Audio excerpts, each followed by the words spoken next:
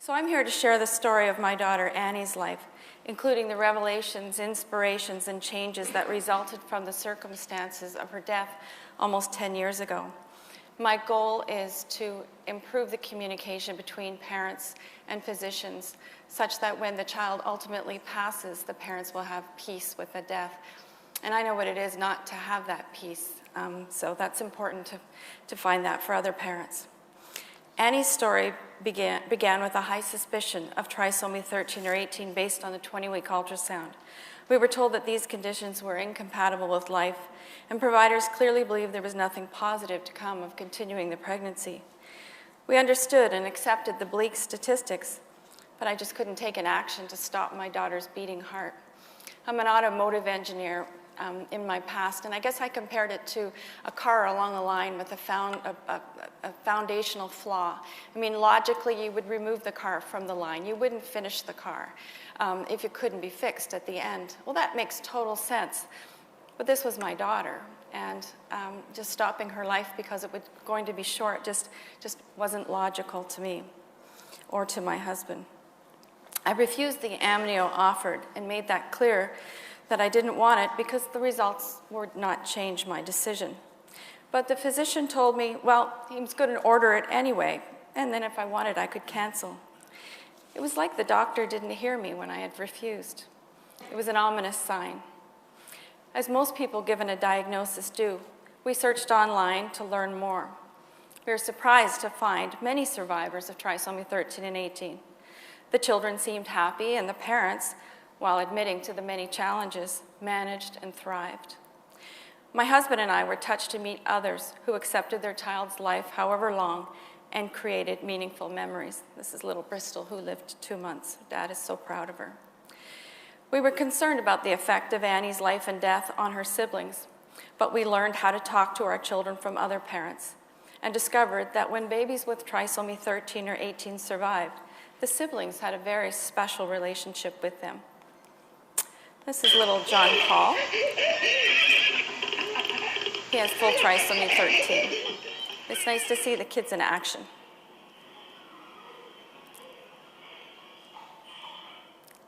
He sure loves that horse.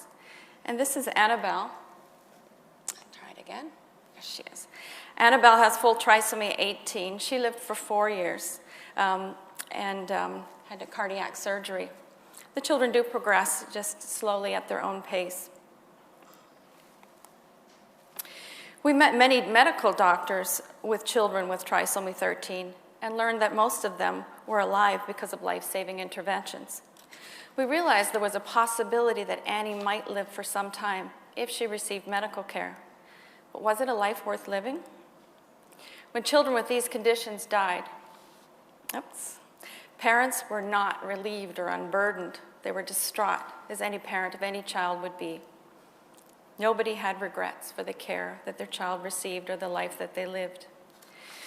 We arranged meetings at the Children's Hospital to discuss our hopes and plans for Annie. We didn't want her to live on machines, nor did we want to prolong her life if it was one of suffering or continual interventions. A mother last night was telling me she referred to it as a bridge of healing, an intervention that's a bridge of healing. I like that phrase. Allowing death for these reasons was different to us than accepting death as an alternative to caring for a disabled child. To give up on Annie without an assessment and consideration of care would lead to a regret in our mind. The notes taken at these meetings described my husband and me as calm and rational, framed in best interest thinking. We were assured of the care our daughter would receive. Annie arrived full term, 7 pounds, APGARs 8 and 9. The hypoplastic left heart that had been predicted through 3 prenatal echoes was not there. She was diagnosed with trisomy 13, but had neither the serious brain nor heart anomalies that are common with the condition. She was kept in the ward in the hospital for management of low blood sugar and needed a very small amount of oxygen. What a huge celebration when Annie came home. The children decorated the driveway with special messages like, "I love you, you rock this house, and you're kicking butt." At the age of 80 days, Annie developed respiratory distress and was rushed to the Children's Hospital.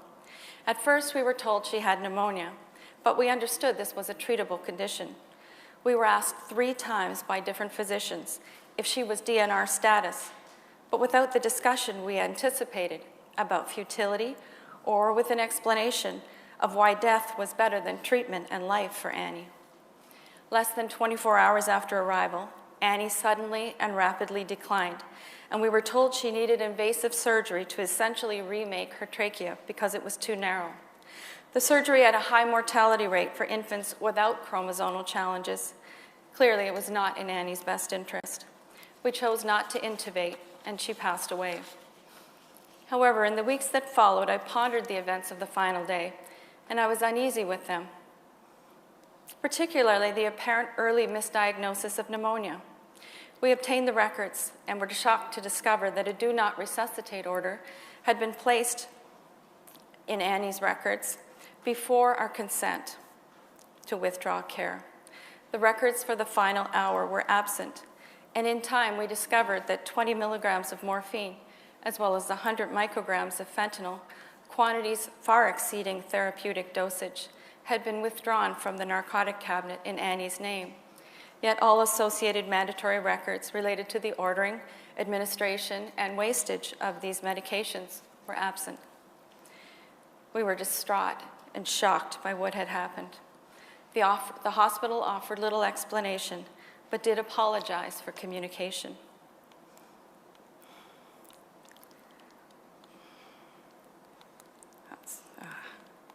When it goes, it really goes. Okay.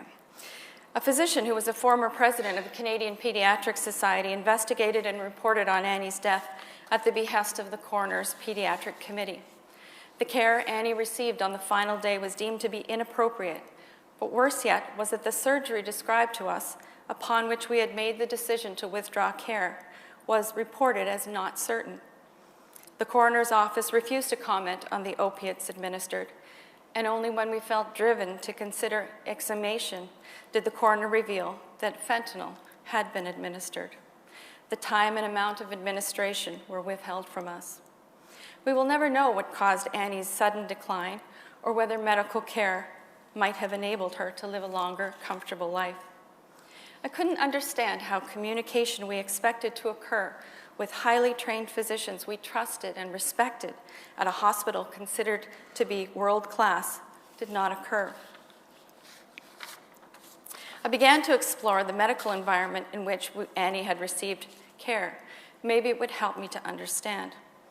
The year of Annie's birth, the health ministry had launched a coordinated prenatal genetics program and informed providers of the new program with a PowerPoint presentation. One slide was this. It was of a stillborn with cyclopia, an extreme case of trisomy 13. But the physician who created the slideshow paired the picture with a mythical cyclops. There was another picture with a child with a fused leg condition placed alongside of a mermaid. I wondered, did the picture serve to dehumanize the children with these conditions? In contrast, here's a picture of a family I know that they took of their stillborn with the very same anomaly. She was loved and treated with dignity. I was alarmed to discover that the health system refused to fund a home apnea monitor explicitly for newborns if the reason for the apnea was a pre-existing condition. I understood this to mean that babies with prenatal diagnoses like Annie were targeted and treated differently than other babies. I obtained a copy of a policy analysis for expanding a screening program for Down syndrome from one of the provinces. I understood from the analysis that there was a cost-saving incentive to prenatal genetics. Counseling for prenatal diagnoses is supposed to be with unbiased information and without pressure, yet there was no monitoring or oversight. There seemed to be a very eerie potential for eugenics. One neonatologist I met confided that he had been taught that all babies with trisomy 13 and 18 died soon after birth, and the standard of care at his hospital when a baby was born was to administer morphine every 3 hours until the baby died. I pondered all of this. Inexplicably, a simple conversation about what was best for Annie with doctors we trusted never occurred. I discovered a medical environment that seemed to dehumanize her, withhold relatively inexpensive home equipment, and possibly encourage termination as a means to limit healthcare costs. It seemed that before Annie had drawn her first breath, the medical system had determined her fate based on her genetic label. Something had to change. I published Annie's story in the Canadian Pediatric Journal and spoke at many different conferences. Here's the heroes of my story. Eventually, I met Dr. Annie Janvier and Dr. Ben Wilfond, both who are physicians and leading pediatric ethicists in Canada and the United States, respectively. They were curious and surprised by what I had told them about living children with trisomy 13 and 18. They directed me to the standard of care guidelines. ILCOR, or the International Liaison Committee on Resuscitation, had for many years recommended that resuscitation be withheld from newborns with trisomy 13 and 18. The basis was risk of early death and unacceptable morbidity among survivors. Most countries have adopted these guidelines. Nuffield Bioethics is the national ethics group in the UK, and they issued a major report about care in the ICU on the basis that there were no long-term survivors of trisomy 13. Yet, within minutes of reading this report, I found 3 older people from the UK with full trisomy 13 in online support groups. At the suggestion of Dr. Janvier and Dr. Wilfond, I undertook a literature review. Everything I read about trisomy 13 and 18 was negative. For example, in '92, there was an article in the American medical magazine Lancet that said that it wasn't enough to let a baby with trisomy 18 die. Maybe they should be helped to die. And more recently, in 2011, one physician referred to the survivor of trisomy 18 as a suboptimal outcome. But it's really the pictures in the journal that spoke 1,000 words, and Marty showed them earlier. And when you contrast them with the pictures that parents see, you see this stark contrast. Other families and our mothers were complaining and writing in medical journals. Pauline Thiel from Australia published her story in the British Medical Journal. After she was diagnosed and decided to carry to term, her hospital said, "We will not deliver your baby here." Dr. Siri Fuglenberg from Norway had her baby, and she needed CPAP at birth, and she sensed that the doctors were rushing her baby to die. Dr. Janvier and Wilfond believe that good ethics mean that every patient has a right to be heard in the medical literature. And so we sought together to complement the literature by surveying and reporting on the experience of families who have a baby with trisomy 13 or 18.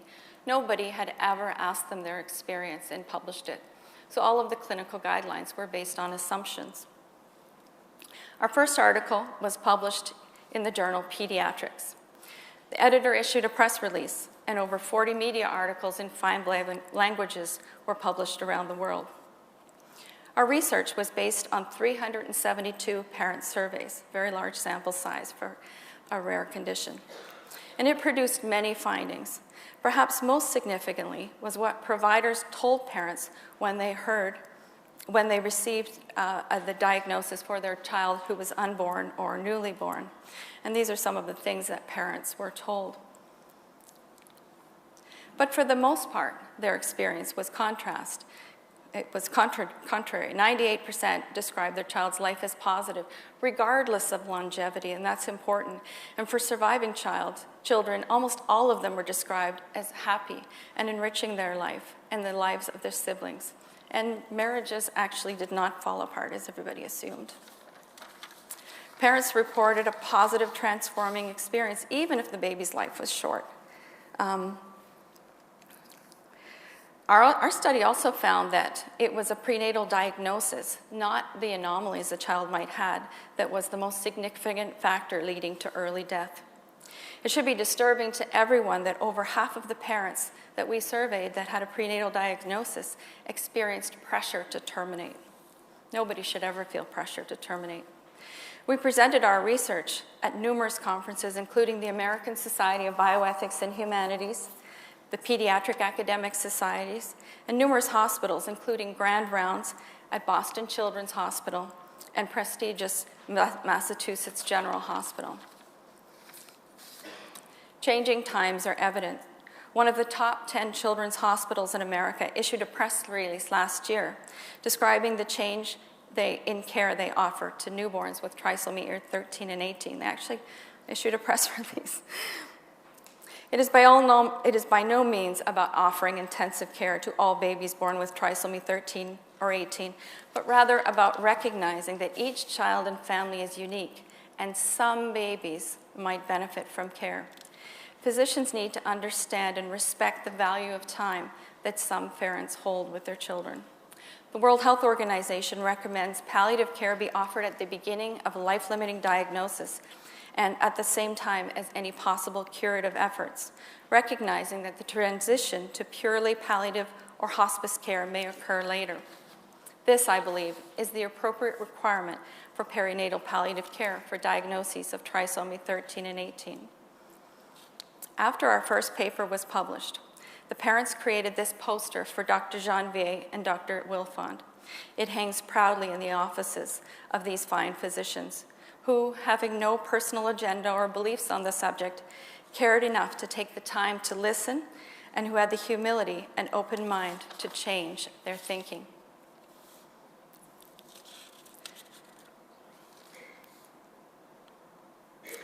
This is a little video of Annie responding to a kiss on her cheek. There it is. Increasingly, publications are showing that many parents who terminate are suffering psychological effects from that. Yet, at the same time, there are many publications who show that parents who continue have experienced not only less harm, but a positive and transformative experience. We really need to listen and think about these things as prenatal diagnoses expand. We don't know what might have been for our daughter. Maybe it was her time to pass away, but we sure wish we had received different care and that her siblings had had a chance to say goodbye. But maybe she would have lived longer. We realize her disability and that we might not have been able to teach her much, but we believe we would have learned a lot from her. My hope is that today, her story has contributed to the learning at this wonderful conference. Thank you.